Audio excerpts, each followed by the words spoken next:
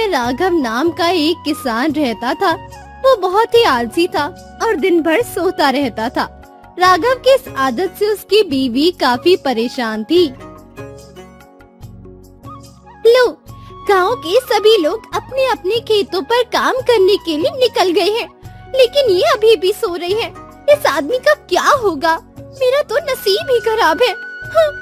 इतने में राघव नींद से उठ जाता है और कहता है, क्या करूं भगवान, मुझे तो काम करने का मन ही नहीं होता। कहीं भी थोड़ी देर बैठ जाऊं तो नींद आने लगती है। अपने पास पूरे 4 बीघा जमीन है, लेकिन फिर भी हम गरीबों की जिंदगी जी रहे हैं। उठो और आज पूरा खेत जोत कर आओ। काम पूरा नहीं किया तो घर आने की हिम्मत मत करना।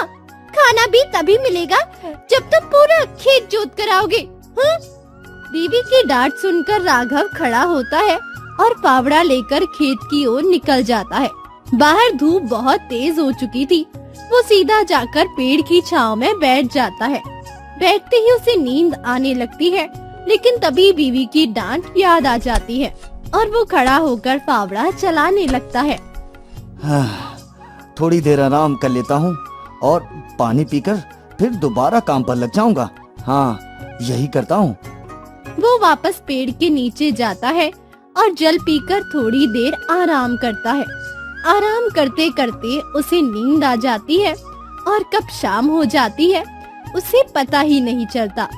जब राघव की नींद खुलती है तो उसके सामने एक बूढ़ी औरत खड़ी होती है।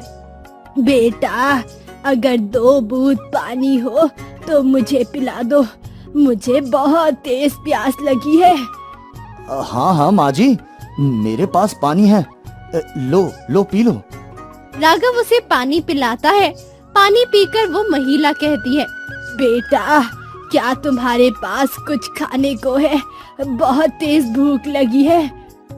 लेकिन माँ जी, मेरे पास तो खाने के लिए कुछ भी नहीं है। मैं खुद भूखा हूँ। मेरी पत्नी ने मुझे खाना तक नहीं दिया। उसने मुझे कहा है कि अगर मैं इस खेत को पूरा नहीं जोता तो वो मुझे खाना भी नहीं देगी। मुझे काम करने का मन नहीं होता। जहाँ भी बैठता हूँ तुरंत नींद आ जाती है मुझे। तभी वो बूढ़ी महिला एक जादुई चिड़िया का रूप ले लेती है। ये देखकर राघव हैरान रह जाता है। राघव, तुम आलसी हो, इसमें तुम्हारा कोई दोष नहीं है। लेकिन शायद तुम नहीं जानते, इस खेत में तुम बहुत सारा सोना उगा सकती हो, बहुत सारा, जिससे तुम्हारा आने वाला समय सुख और शांति में बीत सकता है।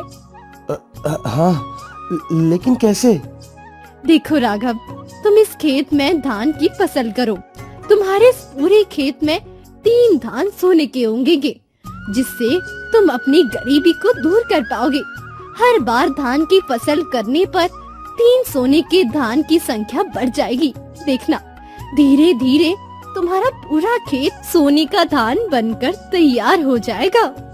ऐसी बात सुनकर राघव अपनी खुशहाली के दिनों में डूब जाता है। वो सोचता है, काम भी होगा और पैसा भी आएगा और मैं नींद भी पूरी कर पाऊंगा। इतने में चिड़िया गायब हो जाती है और राघव घर वापस लौट आता है। वो सारी घटना अपनी पत्नी को बताता है। पत्नी पहले तो इसकी बात पर भरोसा नहीं करती।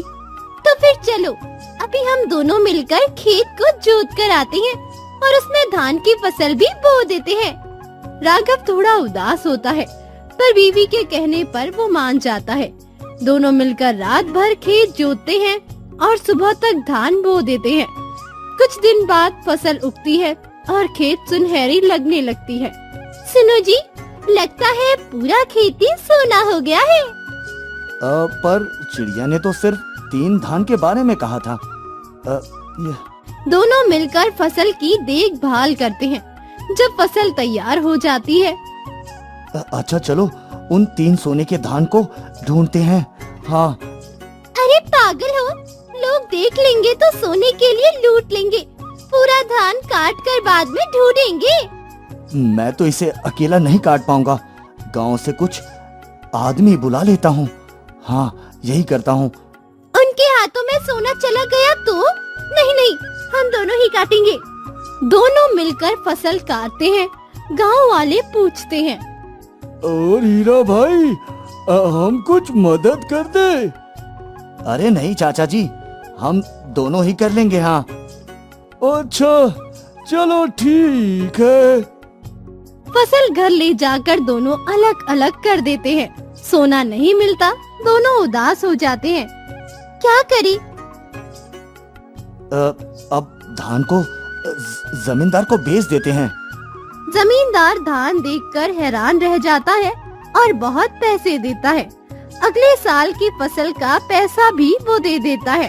राघव घर आता है और कहता है, सोना तो नहीं मिला, लेकिन पैसा देख लो। हाँ हाँ, चिड़िया ने सही कहा था, हमारी मेहनत ही हमारा सोना है।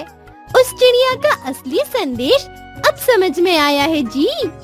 अब राघव और उसकी पत्नी लगन से हर साल खेती करते हैं। उनकी जिंदगी बदल जाती है।